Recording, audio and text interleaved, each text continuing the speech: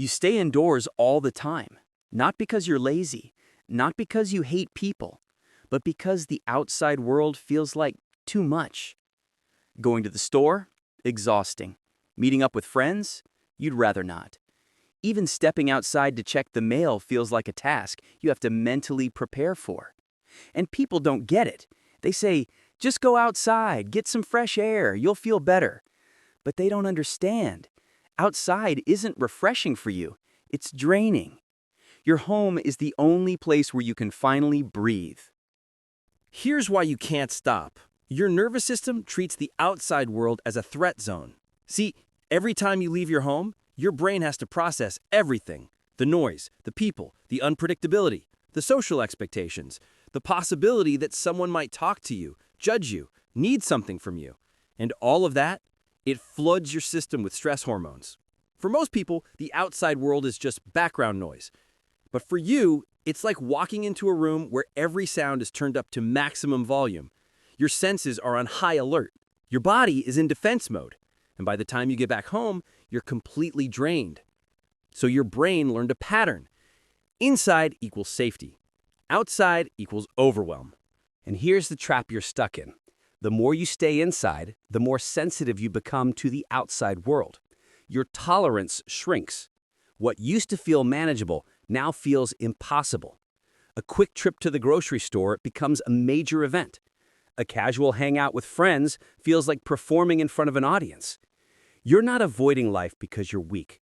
You're avoiding it because your nervous system is screaming, "We're not safe out there."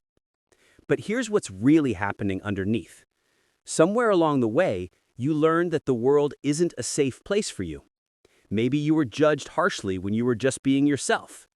Maybe you experienced something that made you feel exposed, vulnerable, or unsafe in public spaces. Maybe you were overstimulated as a child and no one noticed. So your brain built a fortress. It said, if we can't control what's out there, we'll control what's in here. And staying inside worked.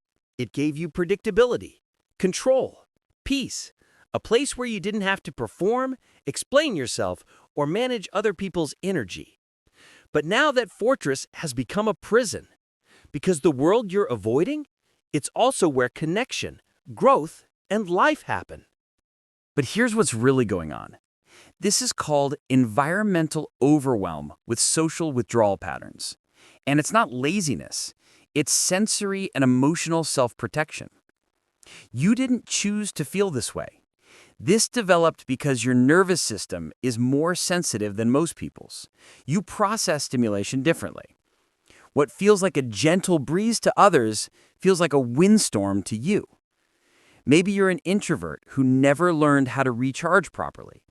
Maybe you have high sensory sensitivity and the world has always felt too loud, too bright, too much. Maybe you experienced anxiety or trauma that taught your body that being seen equals being in danger. So your brain created a safe zone, and staying inside became the only way to manage the overwhelm. But here's the truth you need to hear. Your need for solitude isn't the problem. The world being designed for extroverts and overstimulation isn't your fault. You're not broken for needing more downtime than other people. The problem is when staying inside stops being a choice and starts being the only option. When you want to go out but can't. When isolation stops feeling peaceful and starts feeling lonely. If you stay inside all the time, it means you're deeply aware of your own limits. Most people push through exhaustion, ignore their needs, and wonder why they're burned out.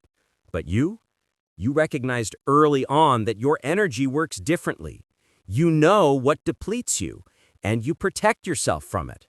You're not antisocial, you're self-preserving. You're not avoiding life, you're avoiding the parts of life that drain you without giving anything back. The problem isn't that you stay inside. The problem is that you've convinced yourself you can't handle being outside anymore. So here's what you do.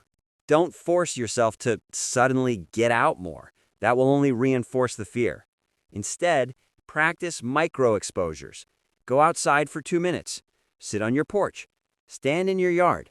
Walk to the end of your driveway. Not to accomplish anything, not to prove anything. Just to remind your nervous system, outside doesn't equal danger. I can step out and step back in anytime I want. You're not trying to become someone who loves being out all the time. You're just expanding your comfort zone, one small step at a time.